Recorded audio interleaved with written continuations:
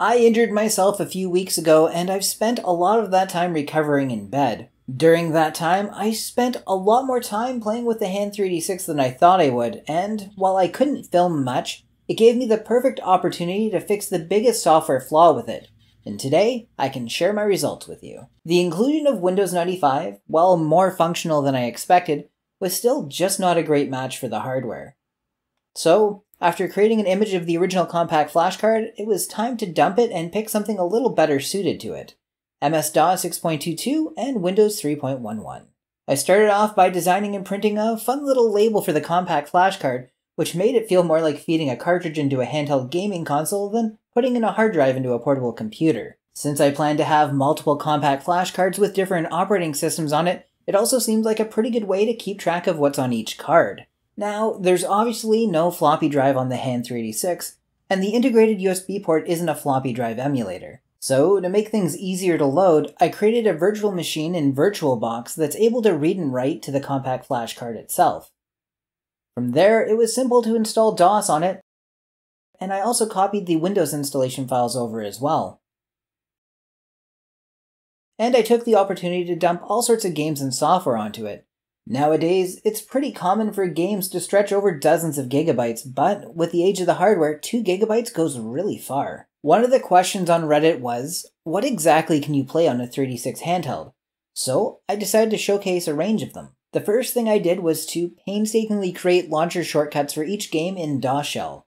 It's a bit time consuming at the beginning, but it leaves you with an easy way to launch whatever you want without having to switch between directories. A little front heavy, but way more convenient going forward. And while we could talk about all the games it'll support, I thought it would be more fun to show them off in a kick-ass gaming montage.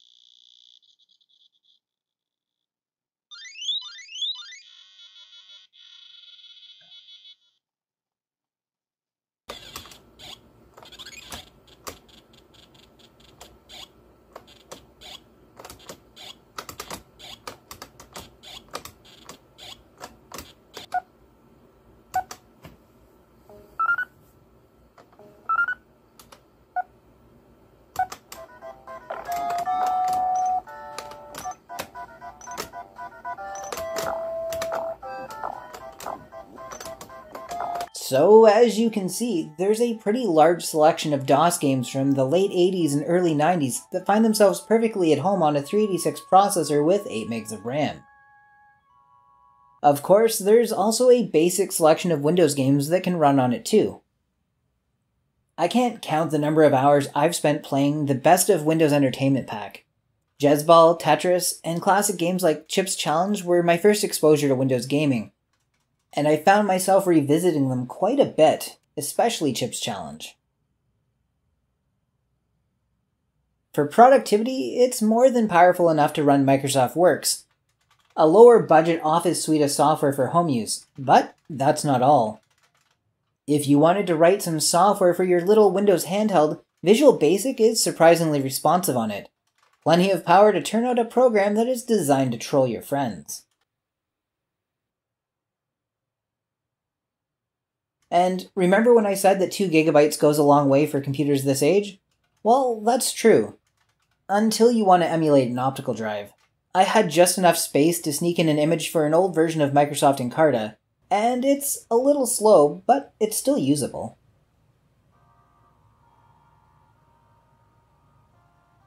I also discovered, as I dug through resources, that there was a driver for Windows 3.1 that allows you to play WAV files over an AdLib-compatible sound card. And while there wasn't enough horsepower here to play MP3s, I was able to convert an MP3 of Hey Mario by Patent Pending into a low-quality WAV file and then play it.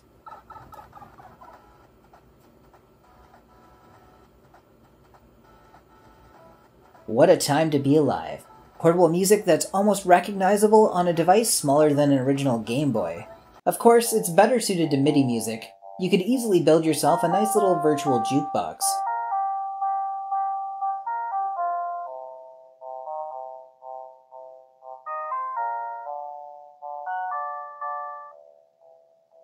Overall, the Hand386 experience is a lot better with a more appropriate operating system. The integrated DOS mode of the original Windows 95 distribution was a nice touch, but I like this a lot better. Keep an eye out here for more Hand386 videos in the future as I explore other operating systems and hardware that I can get working with it. Thanks to all my Patreon supporters for help making these videos possible, and thanks to you for watching. I'll see you all again really soon.